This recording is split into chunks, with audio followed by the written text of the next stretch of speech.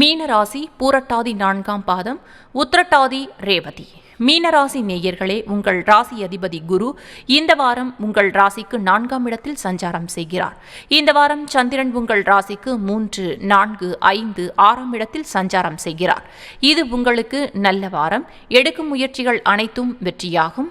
குழந்தைகளால் பெருமையடையக்கூடிய அற்புதமான வாரம். பயணங்கள் அதிகமாக மேற்கொள்வீர்கள். சிலருக்கு வீடு, வண்டி, வாகன மாற்றம் ஏற்படும். தொழில் வியாபாரத்தில் நல்ல லாபம் வரும். நண்பர்கள் மூலம் அனுகூலம் உண்டாகும். சிலருக்கு அலுவலகத்தில் பதவி உயர்வு, சம்பள உயர்வு ஏற்படும். சுபகாரியங்கள் கைகூடும். குடும்ப ஒற்றுமை சந்தோஷத்தை தரும்.